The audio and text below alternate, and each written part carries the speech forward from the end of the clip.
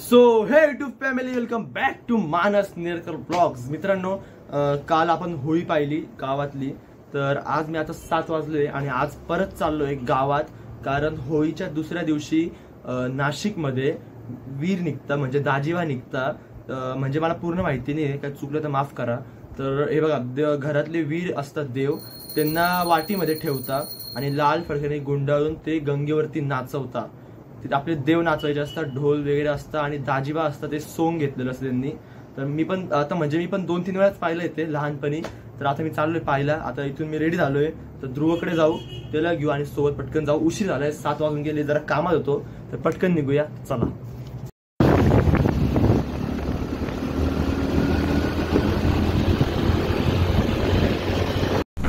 तर निघालोय आता वीर बघायला.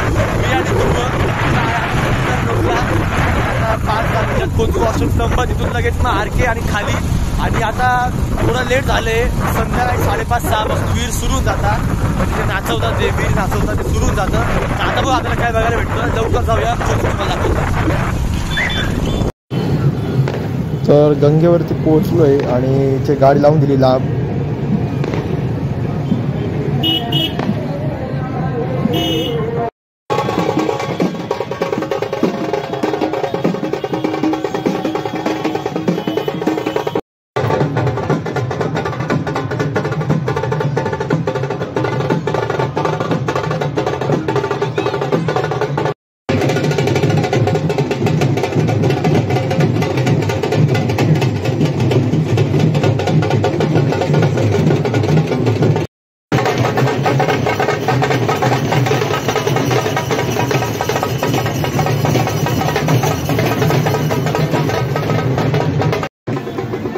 तर ही कपालेश्वर समोरची होळी आहे, जी आपण काल पाहिली.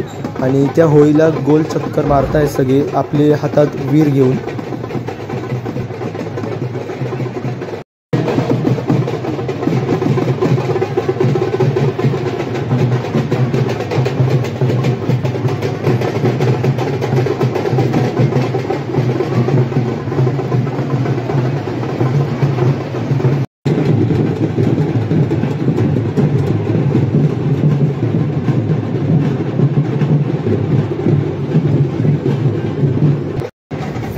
हे आहे रामकुंड. इथे आपले सगळेजण वीर आणता, त्यांना आंघोळ घालता, त्यांची पूजा करता आणि मग त्यांना नाचवता.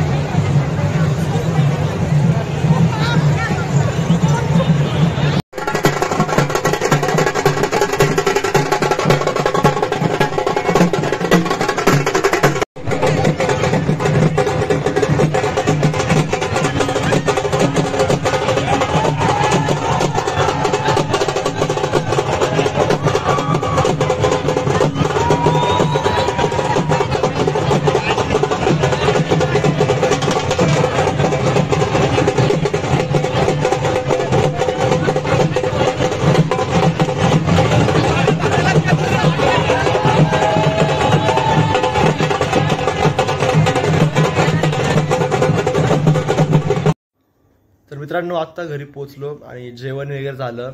तर खूप मजा आली आज. दाजिबा वीर वगैरे बघितलं. नाही, दाजिबा बघायला नाही भेटले, कारण ते ना उशिरा येतात खूप. म्हणजे मी त्यांना विचारत येते गावात की कधी येतील. ते म्हणजे 10, 10:30, 11 येतील. तर इतक्या वेळ थांबणं शक्य नव्हतं, म्हणून मी लवकर येऊन गेलो घरी वीर वगैरे बघून. पण खूप मजा आली. तर हा ब्लॉग आपण इथपर्यंतच ठेवूया. हा ब्लॉग तुम्ही इथपर्यंत पाहिला असेल तर लाईक करा.